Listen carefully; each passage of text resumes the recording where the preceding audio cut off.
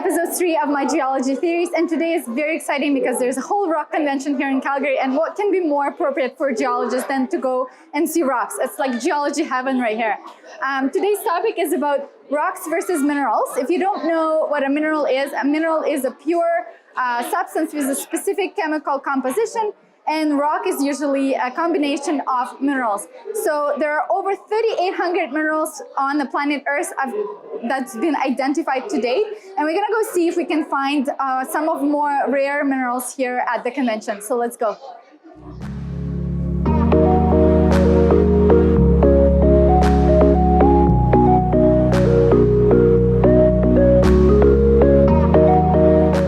A quick lesson in minerals. There's two types of minerals. There's silicate minerals and non-silicate minerals. Silicate minerals are the most common in the Earth's crust, and the way you describe the mineral is by several properties. So one is color, so obviously every mineral has its own distinct color. There's hardness, so how hard the mineral is, so how hard it is to scratch that mineral. There's cleavage, and cleavage is not what you think. Cleavage is how easily the mineral breaks along the planes.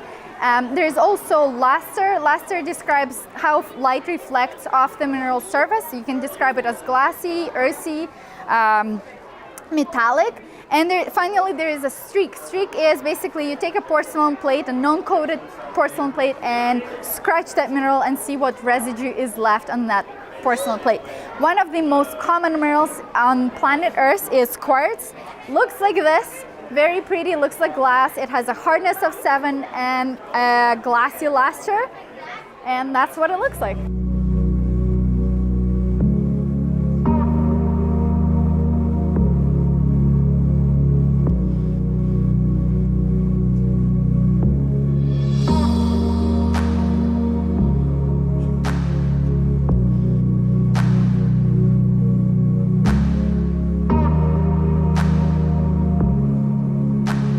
So we looked at some silicate minerals. Now we're going to look at some non-silicate minerals, and one of the most probably common non-silicate mineral is pyrite, also known as fool's gold. As you can see, it's really shiny, so it can be mistaken for gold out in the outcrop. Pyrite is an iron sulfide mineral, one of the most common sulfide minerals there is, and it has a cubic structure to it, and the name comes from Greek and means fire.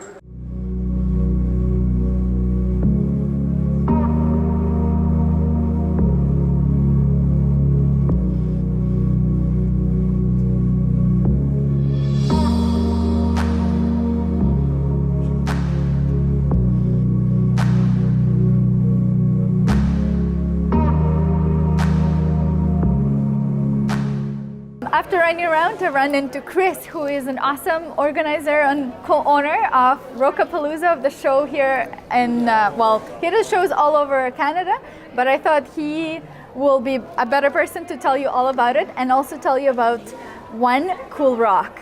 So take it away, Chris. Hey guys, how are you? This cool rock right here, this is called lazulite. It was actually flown up by helicopter from the Arctic. Very rare material. We spent 2 years actually planning this trip to this one location. When we landed, we didn't find much anything for several days, and then we got lucky. We found just the right amount of hydrothermal activity that produced enough crystals to make the trip worthwhile. Just incredible formation. It's a rare phosphate mineral. There's about 36 different minerals found in that location. And when we were up there, we actually had 2 bear encounters. Just literally 2 weeks before we flew out, I went and got my gun license and everything else, and I'm thinking to myself, I'm not going to need it. No way. Went up there, candy caned a load into the shotgun there, and I had it sitting in the camp just in case. And well, lo and behold, the one day out of the entire time we're up there, the night we find the deposit, we decide to celebrate with a bottle of Yukon Jack. And of course, we literally finish off the bottle, and it was about 3 a.m. Sun doesn't set up there. And guess who comes around the corner? A big brown bear. But anyways, we pulled the gun out and fired some shots off, and the following morning I realized I shot a hole in my buddy's tent. But it was a good trip up there. We had a lot of fun, and we spent 2 weeks up there, pry bars, hammer and chisels, swedges, the whole 9 yards up there, sweating. We had a lot of fun. We're headed back actually up there in June, so it's a good trip. So for all the rock collectors, tell us a little bit more about lazulite, what where can they find it as far as buying it, and what does it cost? Okay, well, lazulite itself, as far as we know, is only found in 3 different locales on the planet. Graves Mountain in Georgia has a little bit of lazulite. The crystals there are very poor. They're just barely classified as a crystal, highly fractured. It's found in massiform in Madagascar, where they're building or cutting spheres out of it in towers. Once again, the quality is not very good. But if you want a nice collector piece, they got to come from Rapid Creek in the Yukon. That's it. There's no other place in the world. And this particular locale is you only get there by helicopter. It's about 100 miles from anywhere. Literally, it's about 30 kilometers from the top of the Beaufort Sea. You can actually feel the ocean breeze off the ocean where we were camped. It was insane. These specimens are available through our company, and actually you'll probably see them down in Tucson. Many dealers will have it this coming year. That'll be 2020, I guess it'll be. You'll see them down there as well. So they're all coming from us. At silvercove.net you can find them, and also in any of our shows or our shops.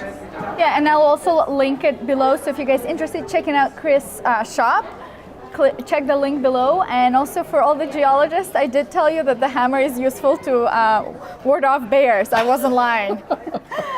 So I would like to thank Chris for this little interview, and hopefully we'll see more of you in my future episodes, because he has a lot of cool rocks. Absolutely. Thank you. Thank you. After chatting with Chris, I spent another hour or so browsing hundreds of minerals, fossils, and crystals at the show, and even picked a rock to take home with me. If you like this video, please hit that subscribe button and follow me on Instagram at ShineLamaGirl to see geology-related content. And also a special thank you to Matt Mort at Matt's Vlogging for helping me to create this video. And I'll see you guys in my next episode. Bye bye.